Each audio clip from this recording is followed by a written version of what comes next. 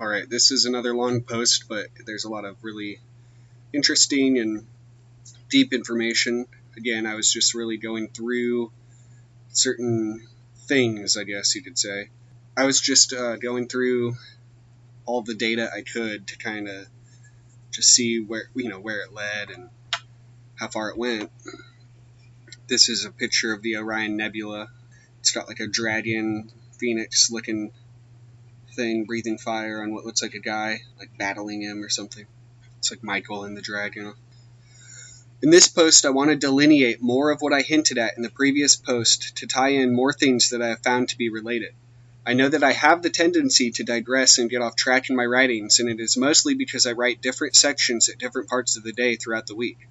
I try to let everything just flow out naturally like I'm speaking, but since I have to provide a lot of links, which can be incredibly convenient, I often lose my train of thought and have to reread what I've written, which can get old very quick. I know that my use of gematria in the last few posts has been extensive, and this present post doesn't lack in that respect either. But I just want to note that examples I give are meant to be points of focus where various concepts can be found to converge. This sort of convergence engenders in the mind a form of yoga or union between its ordinarily disparate contents. So yeah, ideas that just you'd think aren't connected, especially with gematria or numerology, you can see how they are. Whatever your position is towards either gematria or the Bible, my only aim is to show to those who are unaware or in denial the unquestionable consistency within systems that man had not himself fully understood in his acquisitions thereof. A consistency that makes it more obvious why such systems are not often outwardly spoken of, because the prophetization of their effectivity. So, you'd be surprised how much, obviously churches and stuff, there's so much money and power involved, and yet so little given in return to the people as far as knowledge, some of the basics. But if study is actually done, it would seem to appear that most ancient texts actually point to this very point in history as being extremely important of all times. Yeah, this technological age and determining the fate of our transcendence or ruin for all future ages. Now, and we've got these myths of like humanity or civilization having reached this level of technological prowess and then destroying itself, such as with Atlantis, Lemuria, and even if those are like Atlantis especially is thought of usually as, or was in the original like fictional use of it as an island, but it's not really just an island, it's more of a symbol for civilization in general at a point, a high point, and then like collapsing. And I don't know if it was quite to the level it is now. There's no fossils of cars, and there'd be hundreds, thousands of cars and all sorts of shit like computer, and we just don't have evidence of that. But at the same time, I think that, anyway, I'm not going to get into it, but I was going to say people back then, with them using more natural things, the fact there's no traces, that's actually a good thing because it's not polluting. Whereas our stuff, the plastics and the oils are they're going to be seeping into everywhere for hundreds or thousands of years, and I don't know how that's going to result. But so now is more significant a time than any other, and our future depends very strongly on the level of wisdom driving our decision-making processes. Yeah, you make better decisions based on your awareness, but if I had not the confidence that I do in humanity, then I too would be off searching for instant gratification and entertainment while it lasts. Yeah, like living in the moment, instead of trying to find a way out of the apathetic nihilism, the carelessness, to such a degree that your own existence is gone with the wind, so to speak, that has grabbed humanity by the balls. Our evolution has never really been conscious, and you'd think we would be able to, see, intuit more collectively, more individually, being in the future with all this perspective from history, but not everyone has that, and somehow, and in a lot of ways, it's blinding, and it's a way. It's like a, I don't know. It's not a good situation we're driving ourselves into. Um, but that doesn't mean, I think, again, in a way, there's certain learning processes in that. Humanity is very resilient, and in a way, we have conquered a lot, like a lot of things, and it's almost like we can conquer anything if we put our minds to it. The problem is, our minds are the one thing we really can't fully control or conquer, um, in the long haul. Like, maybe, yeah, again, it's like with illumination or enlightenment. There's fleeting glimpses that you can get, but you really can't. It's hard to bring them into functional, like,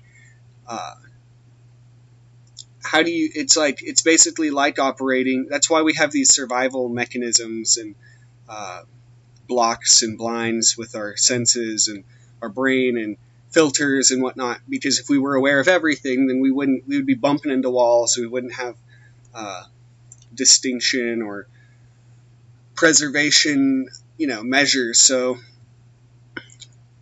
it's the same thing with kind of like the Kether sort of consciousness. If you get to Kether and you're in Kether, everything's dissolved. Like, it's like water. I've used the analogy like water droplets. Once they get too close to the larger body of water, they merge, and it's similar to that. I would say you lose identity, and in a lot of ways, the identity and this separation is necessary. That's really what Malkuth is about, and the whole, I mentioned it, the Malkuth and Kether and Malkuth. We have more power available to us than ever before with the internet, personal computers, and massive communication networks. We are very well equipped, though we may not be as capable. Authority truly lies in our hands, not the government, or whatever shady term you want to call the current political circus. And I didn't elaborate here, but the government here in America, or the U.S., is supposed to be by the people, for the people, but the people have abdicated their understanding, and then they're also just their own power in thinking and seeing the government as this sort of external entity, which it has become, and we have created. And until everyone realizes that, which is, I don't know if it will ever be something. It's always something that is a process, and like, if everything will not be just perfect and peaceful, because someone will find that to be restrictive and will seek to abolish it, or maybe not necessarily abolish it, but oppose it, and then you've got these splinters and schisms, and nothing will ever be perfect. And so, in a way, you've got to be able to look at both sides, and it very much is this Michael and this battle between Michael and the dragon.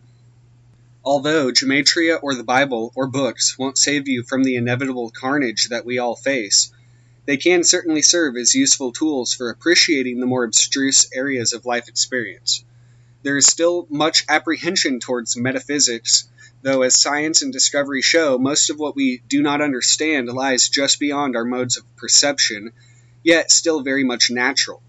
As Blavatsky observes, the whole of occultism is based on the supposition that there is nothing supernatural. People even to this day are being persecuted and killed by others who still choose to defend their limited and usually corrupted worldview with violence. Kenneth Grant in The Magical Revival says, in medieval times, secrecy was resorted to more as a safeguard for the occultist than for the world of which he formed a part. The scene is not much different today, except the tables are turned. The indiscriminate revelation of occult formulae often leads to insanity and death. The unprepared who meddle with occult processes invite trouble. In the realm of profane science, the horror of the situation is today only apparent. The magician who was the scientist of bygone days, or was wiser than his modern counterpart. He hedged his science about in order to protect not only himself but the world about him. Silence as a means of protection is very useful in occultism for both the practitioner and his environment. Silence as a means of protection is very useful in occultism for both the practitioner and his environment. Today, it is almost an urgency that certain information makes its way to the people who need it, since suppression and censorship are halting the speed of our communication, while certain laws, principles, and standards are being instated without the correct foreknowledge by people unqualified to make informed decisions for the multitudes of men and women. Some things are better left unsaid and left for those who are meant to discover internally at their own pace. A good way of learning more from what you already know is to extrapolate theories from what you don't in testing or questioning them.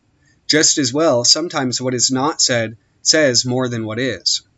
What I am now going to outline is just that, an outline. The importance laid upon familiarization with the books and materials I refer to cannot be overstressed. Most of the things I am saying here are not my own work.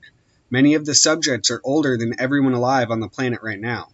I'm only linking various hitherto disjointed fragments of knowledge so that we may understand, gain wisdom, and reach a higher level of truth as we are to do in this information age. Nobody else's words or information are able to do for you what you cannot do for yourself. I am here attempting to provide my own personal outlook and knowledge as it stands to me at this point in my path, and none of it is expected to be taken personally on the account of the reader. As Buddha once said, "Believe nothing, no matter where you read it, or who said it, no matter if I have said it, unless it agrees with your own reason and your own common sense." That being said, I'm attempting to bring together enough data to conclusively show that there really is something of great significance behind the terms, systems, and fragments I am linking. Too often have we discovered too late that something dire could have been avoided if only we had put all the obvious clues together. Here is my attempt at just that. Assuming that you have read my previous post, you already know that in 1904, Aleister Crowley claimed to have brought about the Aeon of Horus with the manifestation of Liber El Vel Legis, initiating an era under the forces of Mars, the Sun, and Fire, that is, to power, violence, and energy. It also relates to a child being innocent, i.e. undifferentiated.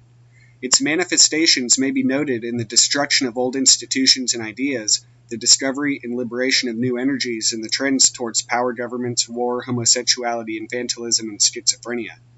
Adding 44 years from 1904 is 1948, the incoming of the Aeon of Maat, or Ma'ayan, as prophesied by Frater of Chod. The Aeon of Truth and Justice, of which his prophecy was just the signal of a future manifestation. 44 years more is 1992, the year of my birth, and the publication of Kenneth Grant's sixth Typhonian trilogy, Hecate's Fountain, to which I will refer many times. A total of 88 years elapsed in the Aeon of Horus before I was born. Verse 46 of the chapter of Nuit says, "Nothing is a secret key of this law. 61 the Jews call it. I call it 8, 80, 418. The nothing, which is the secret key called 61 by the Jews, is the Ain, the unmanifest state of non-being from which everything manifests. So I was born 8 and 80 years into the Aeon of Horus on August 21st, 1992. 821 happens to be 418, which is the sum of 13 through 31, and 403, which is 13 times 31. These two forms of 13 and 31 total to 88, which is 44 and 44, and 821, Ma'ayan, the Aeon of Ma, daughter aspect of Maat, and the lesser cycle relating to the daughter of darkness. As Set is to the Aeon of Horus, so is Ma to the Aeon of Maat, or the Aeon of full manifestation, i.e. materialism or materialization at its height. So it's kind of like the simulacra again. 821 plus 88 is 909, the number of the Hebrew word for bat, Othlip, one of the supreme zootypes of the Typhonian tradition. See Hecate's Fountain. 8 plus 80 plus 418 is 506. 506 is an expansion of the number of Nuit's name, Nu being none and Vav is 56, with the nothing in the center symbolizing the function of Nuit as queen of infinite space. But also it's the egg. 506 is 11 times 46. Remember it's verse 46. that's the number of Mu, but also Adam, showing Adam's descent from 8, 80, and 418, or the Ain by way of Doth, 11. Note the verse number is 46. 506 is the number of the paths of the front and back sides of the tree, 1 through 22 being 253 and 253 doubled. It's also gnosis, and so it's like the dual gnosis. Or it can be considered as the 10 Sephirah plus the 22 paths plus Doth, 474. The 8th Hebrew letter is Cheth, symbolic of life, Chai or Kai, Ki, which happens to equal 418 spelled in full. The correspondent tarot card is the Chariot. 80 corresponds with the 17th Hebrew letter Pei, the mouth. 80 is also the number of KS, or Kaf Samek, throne, as well as the word throne itself. Yesod, spelled in Hebrew, equals 80 as well, and means foundation, and is the 9th Sephirah. 418 is a highly charged formula in the Eon of Horus as the number of Iwas, as well as Abrahadabra, the formula of the great work of the Eon of Horus. And 418 is composed of the numbers of the sum 13 through 31, and the word of the Eon, Makashana, also equals 418. 8 and 80, or 88, is Kobs, the star, which is the symbol of Nuit. My number is 11, as all their numbers who are of us. The 5-pointed star with a circle in the middle, and the circle is red. My color is black to the blind, and blue and gold are seen of the seeing. Also, I have a secret glory for them that love me. Liber AL, chapter 1, verse 60. Zadi is not the star, for Zadi equals 90, and the star equals 88. Invoke me under my stars, love is the law, love under will.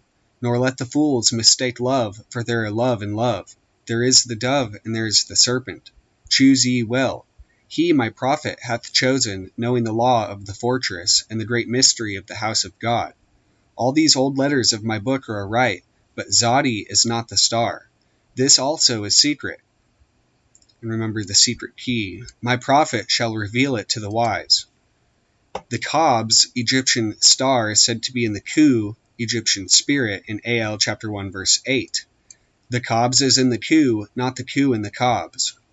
Ku is 31, the key of Liber AL, and has a difference with 88 of 57.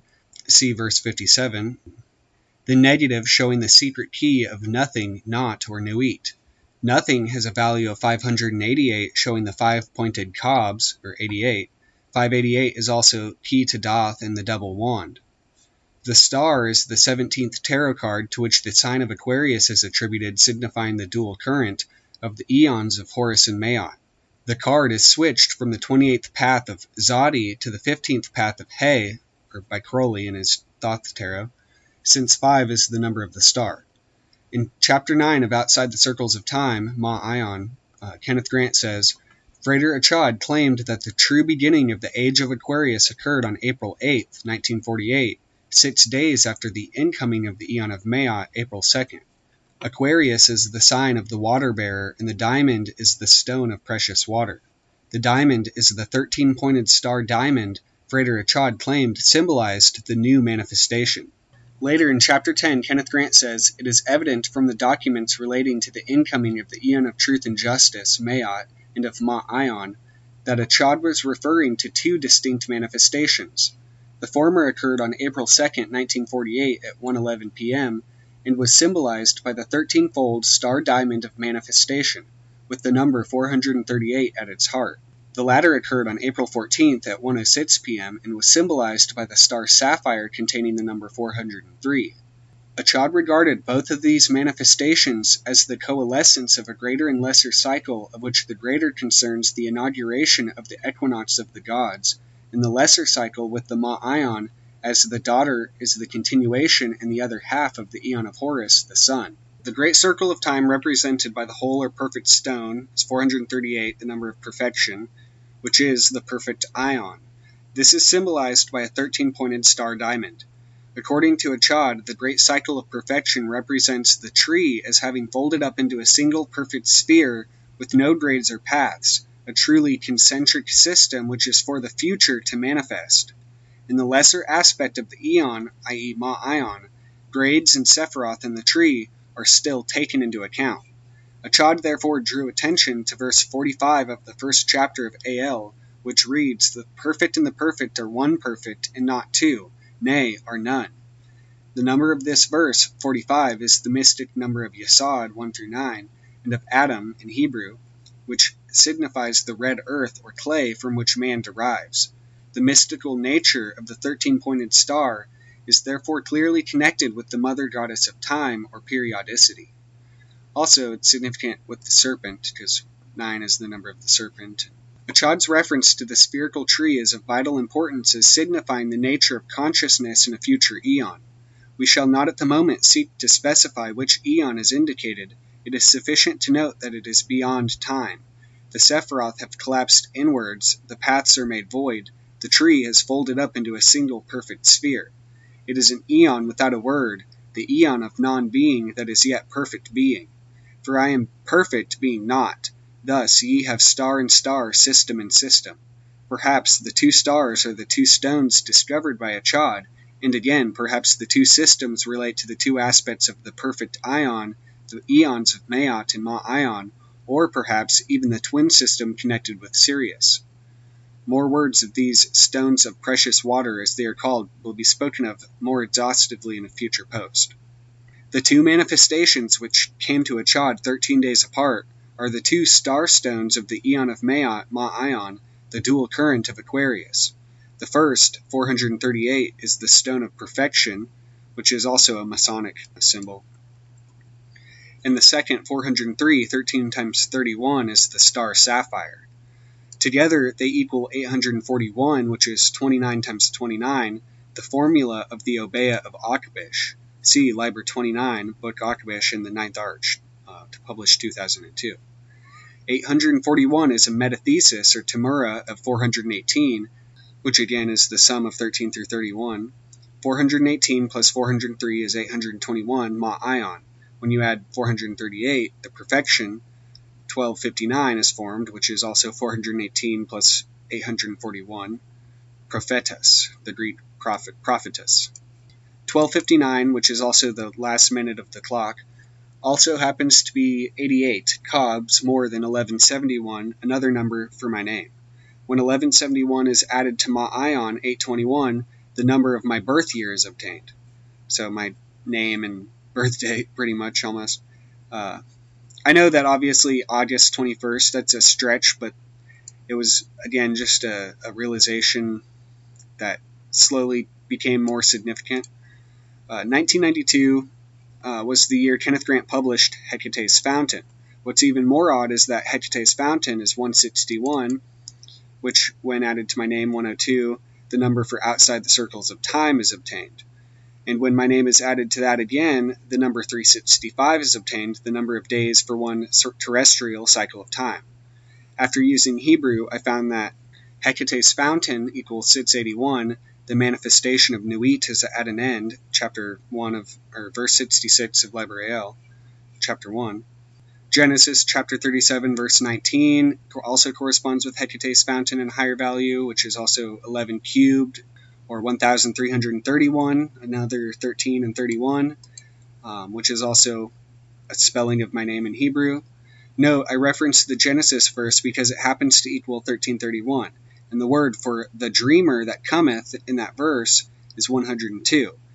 And as what's more is 1331 plus 681 is 2012, the very year I'm unlocking and expounding this. And excuse me if I'm mistaken, but the top central sigil on the cover of Outside the Circles of Time looks a lot like a sigilized version of my name.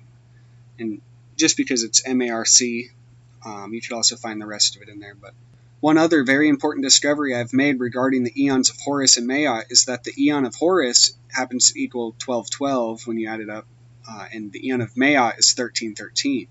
12 is the number of Horus, as 12 is the number of solar hours in the day and the signs of the zodiac. 13 is the number of Maat in Achad's dual star stone of manifestation, signifying timelessness and reversal. 12 times 13 is 156, the number of Babylon, which in Hecate's Fountain is described as a name applicable to any woman magically competent to channel and or transmit extraterrestrial forces. And in Outside the Circles of Time, the gateway, Babel of the Sun, on, a title of the Scarlet Woman, who is symbolic of a gateway of the sun, or who is the symbolic gateway of the sun. Crowley's magical seal for the AA is 77 plus 7 plus 7 divided by 7 plus 77 is 156. 156 is 6 times 26, and it is the number of the word aliens. The great alien race, the most common extraterrestrial typology, the demonic aliens, the fallen Nephilim of Numbers 13:33, 33, the fifth element, Akasha 33, 666, the number of the beast in full, Nightside, the realm of the Qliphoth, and Tiahuanaco, location of the Incan gate of the sun. Here it is necessary to allude to another important fragment that ties much of this all together that was happening in the years right before Fredericshad was making his discoveries. Both Outside the Circles of Time and Hecate's Fountain refer to the occultist / rocket scientist named Jack Parsons. Jack, or John Whiteside Parsons, was a founder of the Jet Propulsion Laboratory in Pasadena, California in 1936, and in 1942 he was appointed by Aleister Crowley as head of the Agape Lodge of Ordo Templi Orientis, or the OTO. Parsons' deep interest in Crowley's writings ended up propelling him to write a magical ritual intending to invoke an elemental and then the force of Babylon using Enochian magic of the system of Dr. John Dee out of the Mojave Desert in 1946 as a necessary counterbalance or correspondence to the manifestation of Horus. During this magical working, Parsons was commanded by Babylon to write the Book of Babylon, or Liber 49, which is described as the 4th chapter of the Book of the Law, corresponding to the daughter aspect of the Tetragrammaton. The elemental manifested was received as Marjorie Cameron, who was waiting at Parsons' door when he came back from the desert, who was to have a child born unto her who would be mightier than all the kings of earth. Parsons ended up dying in 1952 from being set aflame after allegedly dropping a vial of fulminate mercury, which was actually predicted in Liber 49 when Babylon says to Parsons, "Display thyself to Our Lady, dedicate thy heart to her, dedicate thy mind to her, dedicate thy soul to her, for she shall absorb thee, and thou shalt become living flame before she incarnates, for it shall be through you alone, and no one else can help in this endeavor."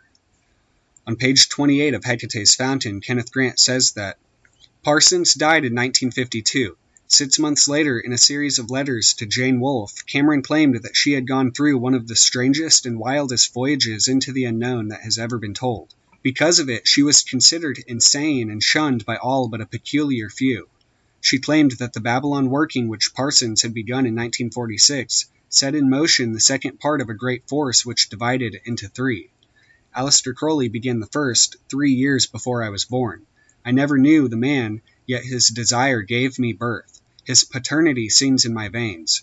1922 is -3 is 1919, the year Crowley contacted Lamb, which really it's the year before, 1918. Well, that was the Amalantrah working, and I'm not sure if he drew the portrait of Lamb in 1918. I think so. Or if it was 19. Kenneth Grant says 1919, but I think that was a typo.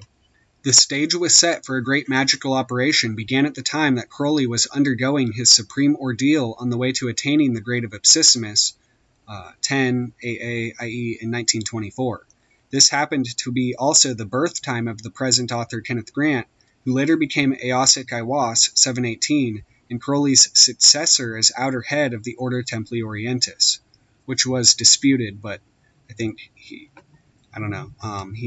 not legally, but so far he's the only person to have taken it any further. Thus, like Cameron Parsons, Eosik too was engendered by the magical operations set in motion by Crowley in the Mauve Zone. Page 49 of Outside the Circles of Time relates the Babylon working with the work of Achad.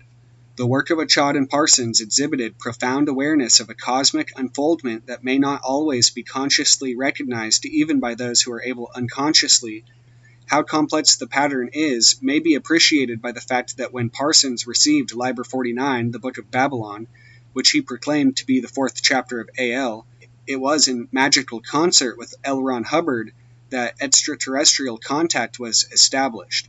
It remains to be seen what part of the puzzle Hubbard may manifest, which now is Scientology, but that he clutched at it through the door opened by Parsons is shown by the circumstances attendant upon the Babylon working, for an account of which see the Magical Revival.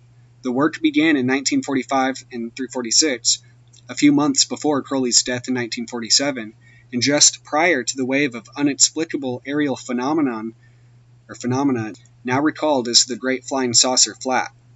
Parsons opened a door and something flew in. He supposed it was Babylon in the 4th chapter of A.L. Others have supposed other things, but all are agreed that something unusual, something inexplicable by mundane laws, occurred around that time. Both Crowley's and Achad's prolonged initiations led up to this phenomenon, which charged the 40s with the atmosphere of menace adumbrated in 1904, in A.L. chapter 3, verse 46, and which formulated in Hiroshima in 1945, and perhaps the revelation of these mysteries is likewise preparing the way for the 80s that cower before me and are abased. A.L. chapter 3, verse 46. Pages 49 through 50 of Outside the Circles of Time in 1980. It is therefore highly significant that in the early results of Parsons' indications that among poltergeist phenomena loud knocks at night and heavy windstorms, he heard a buzzing metallic voice crying, "Let me go free." It just so happens that "Let Me Go Free" also sits at 6 in English gematria. For more information about this topic, the reader is advised to consult the Typhonian trilogies, The Key to the Abyss by Anthony Testa, and other related well-documented research material. The point of all this is that we are now 66 years, or 1 through 11, years after 1946. 2012, and by simply looking at all the various connections, it becomes clear to see that ancient cultures such as the Dogon may actually have been telling more than legends. More importantly, the culmination of the 13th and final Baktun of the Mayan long count calendar is increasingly becoming more relevant as a point in our ontogenesis, which I didn't ever think that it was going to be the end of the world. I actually saw it as a sort of just coincidental point in history, as a sort of turning point. And if you look at humanity compared now, like circa the 2000s, especially 2012, I think, like, for some reason there was a turning point in that year.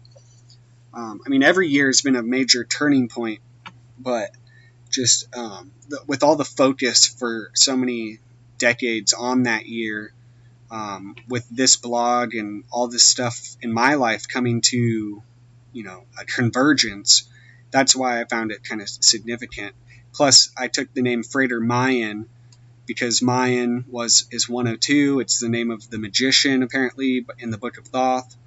The significance of it and all these things relating to the Mayan, like the 13 and all this stuff just overlaps. And the end of this cycle is said to mark a great transformation, though the nature of such a transformation has remained ambiguous. Some have suggested that there may be a geological upheaval, solar events, extraterrestrial disclosure of some sort, induction of a fascist global dictatorship or new world order, the outbreak of a third world war, and a whole gamut of potentialities. So yeah, I knew it could have been any of that. We're on the precipice of any of this, and even the Ninth Arch says we're like on the we're balancing precariously on the edge of our self-dug grave. And so even Kenneth Grant saw this in 2002, only 10 years before, and he died in 2011. He wasn't able to see 2012. Not that there was anything to see, except for maybe, some of the deeper aspects of what his knowledge and what his books opened up. Like, it opened up my own curiosity and my own ability to see a whole lot more, and more even than I think he saw with what he had at the time. Anyway, this day marks the first time in 26,000 years, or the present cycle began in around August 13th, 3113 BC, again 31 and 13, and will end on December 21, 2012. And that was the closest approximation I was able to find. They've moved this all around, but that was the general timeline that I was finding. Anyway, this day marks the first time in 26,000 years that the Earth and the Sun are aligned with the galactic center. That's what also one of the significant main things about, we were like going through the ecliptic, apparently. When this macrocosmic event is analyzed Kabbalistically as Malkuth, Earth, Tiferet, the Sun, and Doth as the sort of center of the galaxy, whereas Kether would be everything, all the galaxies, or the singularity. the number is 2051, the number of Typhon. Typhon also equals 1265, the number of the vision serpent, both spelled with different letters equaling the same number. And the vision serpent is the name for Quetzalcoatl, basically. The serpent in Mayan mythology symbolized the celestial vehicle of the gods, who sometimes appeared coming from the mouth of a serpent, as they apparently used a vehicle to travel across celestial bodies in the heavens. Some have obviously suggested that's wormholes, and even wormholes connect to the whole tunnels and paths of the Tree of Life. And the Tree of Life is really just a fractal model anyway, so I get into it, but people have suggested that this has a lot to do with the understanding of different dimensional levels and travel and space-time and whatnot. The serpent in Mayan mythology, blah, blah, blah, I already said that. The Mayans called their serpent deity Kukulkan, which is 102, who is commonly confused with the Aztec equivalent Quetzalcoatl. Both are known as the feathered or plumed serpent. So far, I have yet to mention the sword and the serpent of the Tree of Life. The sword, I have really, not in this post though. The sword is the downward energy projected into being from the Ain nothing, from the void, as Kether densified in distinct levels down to Malkuth. The serpent is the reawakened energy that travels back up to the source by climbing the paths. The sword is said to have descended like a lightning flash, and there is a Kabbalistic way of showing the path of the sword as it traveled from Kether to Malkuth along the paths of Aleph, Gimel, Daleth, Teth, Lamed, Nun, Pe, Resh, and Tau, 777, the number of filled with light and revelation. And that's these paths, basically. Incidentally, Kukulkan can equal 153, which is 1 through 17, the path of Zayin, the sword, or 803, the number of Meshera, sword, the instrument of the mission of Christ. And he said in Matthew chapter 10, verse 34, "Think not that I am come to send peace on earth. I came not to send peace, but a sword." 153 happens to also be the number of Quetzalcoatl in simple gematria, and 153 is 9, the number of the serpent, times 17, the number of the path of the sword and the serpent. On page 214 of Outer Gateways, Kenneth Grant ends chapter 16 by saying that the number 153 is also of the highest mystical significance, the gnosis of which awaits adequate exposition. The number is referred to explicitly in the Bible, John chapter 21, verse 11, but for some reason it is not available on the Bible Wheel website, though the total enumeration of the verse is 17,340, yet another multiple of 17. Simon Peter went up and drew the net to land full of great fishes, 153, and for all there were so many, yet was not the net broken. There are many websites offering insight to this verse, and it will be left for the readers to examine for themselves. Just know that 153 times 6 is 918, the number of Christ, the water of life mentioned in Revelation 21:6, the number of God, letter plus number, prime numbers, triple number, dimethyltryptamine, magic power, and the holy books of Thelema. I don't know why. I put a lot of just correspondences in hopes that I would somehow see some connection. And I know that 153, I've found a lot more about that, and especially with the reversal or retrosity. You can find a lot more, but it does have to do with the net, you could call it, or the web, or it's got a lot of stuff packed in there. This all shows the essentially Typhonian symbology. And to tie this all in with what I've said before about the Babylon working in its relation to inexplicable phenomena, Babylon also equals 806, which is the number of Mojave Desert, as well as the Mayan calendar. Mayan calendar is 396, the number of aliens and Zeta Reticulans. 629, mentioned before, is the Grey Aliens, Archons, Kenneth Grant books, The Craft, The Magical Secret. 960 is Grey Alien, the end of the Mayan calendar, Styx, Kenneth Grant book, Crabwood Crop Circle, which was the same year as the Ninth Arch. The crop circle that appeared in Crabwood, England, happened to be the same year Kenneth Grant's final trilogy, The Ninth Arch, 2002, was published. The Grey Alien Race, 1188, in the Globed Priest, perichoresis, which means interpenetration of planes and worlds, Zeta Reticuli in Greek. These were just correspondences I saw. I mean, in going and taking all this data and just plopping it into the values where they go, and then seeing seeing these like cyclical, these connections just emerge. Doth alignment 1000, the double current. Malkuth Doth alignment 1111. 1111. See, and a lot of people talk about this number, but then they don't even know about gematria and how to kind of decipher the numbers.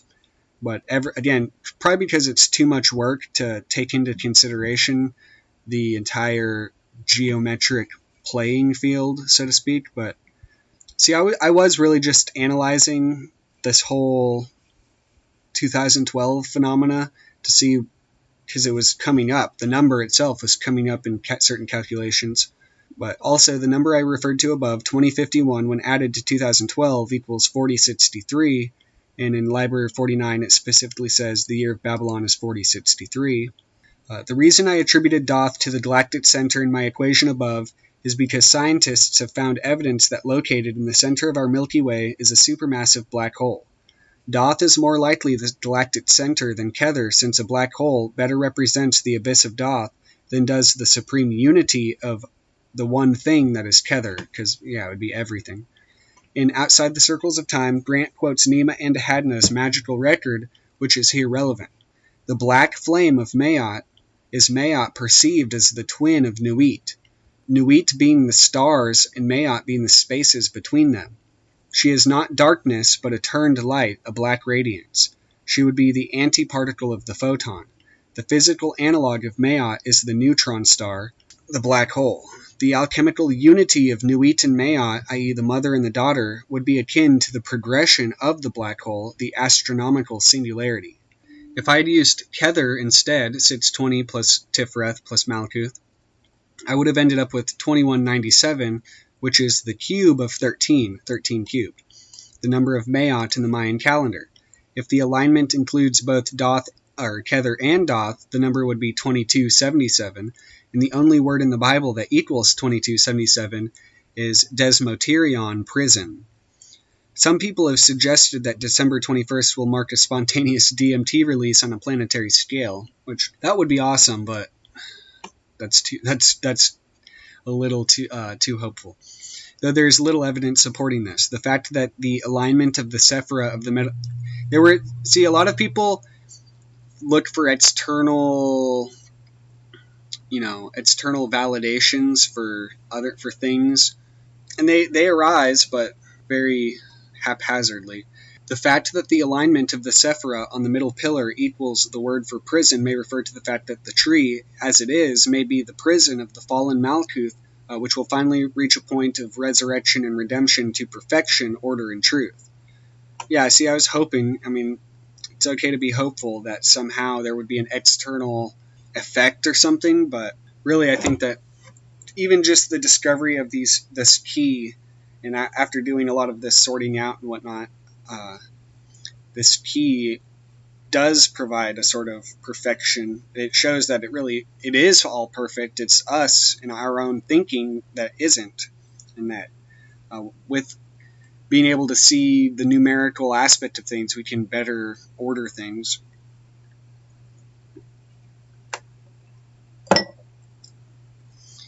So yeah, perfection is 438, the number of Kether in Greek.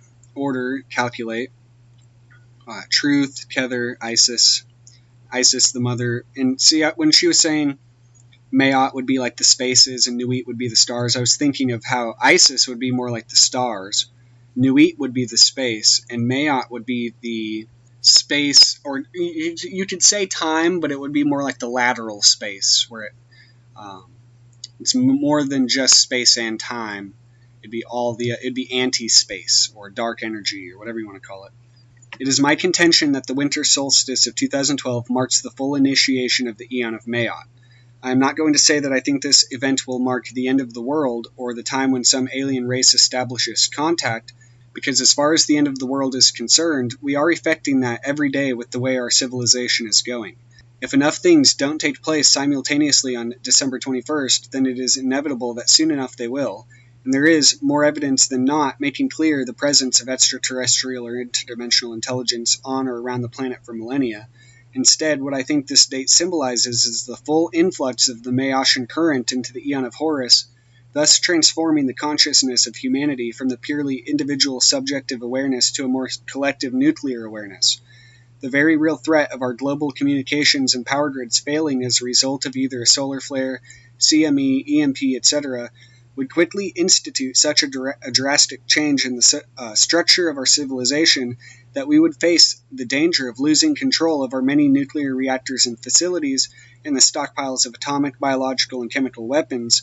And these threats are further conduced by the compartmentalization of the social and economic systems and the psychological undermining and usurpation of the primary unit of society, the individual, through television and media programming, chemicals, the institutional indoctrination in schools, work in churches.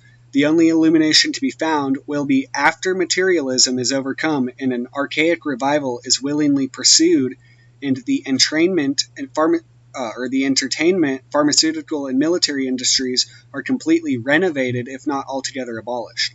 This seems impossible, but it may be our only choice if we wish to survive at all. About such circumstances, Kenneth Grant also demonstrates. Wilhelm Reich maintained that fear of imminent catastrophe, so prevalent in our age, is generated by a morbid fascination of imminent internal disintegration due to dammed-up vegetative energy. Hence the massive nature of the neuroses, psychoses, and similar disorders characteristic of the present day. But why has this occurred at this particular period in man's history? Can it be that he senses the shadows of catastrophe cast by his sudden advance in technical and philosophical knowledge, and its almost exclusive direction towards destructive ends? The latter is, of course, caused by the enormous gulf that widens daily between his spiritual immaturity and his technological ability. More and more people are becoming alive to the threat that hangs like a cloud over the planet, and which has resulted in massive hysteria and a return to superstition and infantilism. Crowley noted in his introduction to Libraiel, the childlike confidence in progress, combined with nightmare fear of catastrophe against which we are yet half willing to take precautions, consider the outcrop of dictatorships, only possible when moral growth is in its earliest stages, and the prevalence of infantile cults like communism, fascism, pacifism, health crazes, occultism in nearly all its forms, religions sentimentalized to the point of practical extinction. Consider the popularity of the cinema, the wireless, the football pools, and guessing competitions, all devices for soothing fractious infants, no seed of purpose in them. Consider sport, the babyish enthusiasms and rages which it excites, whole nations disturbed by disputes between boys. On the other hand, if Reich is right and the inner stresses are building up so enormously, a compensating explosion is bound to occur in the outer. So, whichever way the phenomena is interpreted, the result in either case will be catastrophic in the external world. Grant goes on to say, man has now reached the stage where he is unable to right himself unaided by external intervention. A veritable miracle is needed. Man's irresponsible tampering with transmundane energies has undoubtedly excited the curiosity of other inhabitants of the universe, and it is just possible that in order to safeguard their own position, which may be jeopardized by the ignorance of humanity, or even out of compassion for less advanced entities which they see as tobogganing to certain destruction, that intervention may occur in the nick of time. Some believe that the UFO phenomena are part of the miracle, and a mounting mass of evidence seems to suggest that mysterious entities have been located within Earth's ambience for countless centuries, and that more and more people are being born with innate ability to see or in some way sense their presence. Pages 109 through 110 of Outside the Circles of Time. It has now been 108 years since the Aeon of Horus began, and I have also discovered with gematria that this year is pretty important since 2012 equals 266, as does the 108th year. Such a synchronicity is not reproducible with any other previous year and year numbers as far as I'm aware. The reason I'm writing about all this is so that in the case that if something inexplicable happens in the future, we won't be completely clueless. Neither governmental, academic, nor religious groups are taking the necessary steps to prepare people for the very real possibilities that have only a matter of time before coming to pass. The simple reason is that they can't. It is up to each of us to find for ourselves the truths that we may not want to face so that our children do not have to suffer. Much of what I've related so far cannot be apprehended from a superficial reading. It has to be experienced from a level that dives deeper than a mere reading of words. I can guarantee that if you were able to make a list of numbers or even simply a folder of files listed about 2000 so you can enter in any significant words or phrases that you know of, you would begin to see multiple transcendental patterns emerge. You wouldn't only find connections between the words and the concepts themselves, but that the times and circumstances in which you learn and even think things is all meant to be and tied in with everything else. We really need to aspire towards being magicians, viewing every single thing as a facet of magical reality, before we fall too deeply into the spiritual coma that we are in. There's just a lot of thought forms about the word magic and magician, but really I use that in the sense of we need to be our own creators and our own leaders. I will give one last magical key that I have found before beginning my next post, and that is, the secret of 42 is the Philosopher's Stone, both equal 266, and that secret is that 42, which is one of the biggest key numbers, is 42 times 42, 1764. 17 is the sword, and 64 is truth, i.e. the sword of truth. So I don't know why I put that there. It's just some weird abrogation of numbers. 2013 update. Well, nothing too drastic happened, but after a few months of lots of work and grounding, I've come to the conclusion that 2012 was a major year of initiation for many into their pre- or post-mortal magical lineages. It certainly was for me. I still hold the view that 2012 was a big leap for the Maotian current, and 2013 has been as well. The current sure is flowing, and many people are tuning into it. There are more people aware of the global situation now than ever through social networking and news sites on the internet, and the previously mentioned nuclear awareness is certainly blossoming. Much is changing swiftly, and I see a bright future not too far past the bumpy part of this road. The phoenix will always rise from the ashes. The ever-coming one is already enthroned as the crowned and conquering child. You just have to realize it.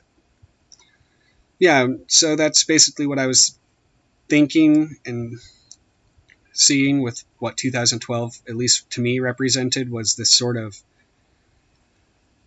convergence and where all this knowledge came to me, and I felt like I needed to say something about it and put it online, even though a lot of this stuff is, just unrelated. It was still just work I had to go through. So yeah, this blog, it was long. There's some interesting stuff in it, but there's still a lot more that we need to get to, and editing and reading all this takes time. There's that blog, Phoenix Rising.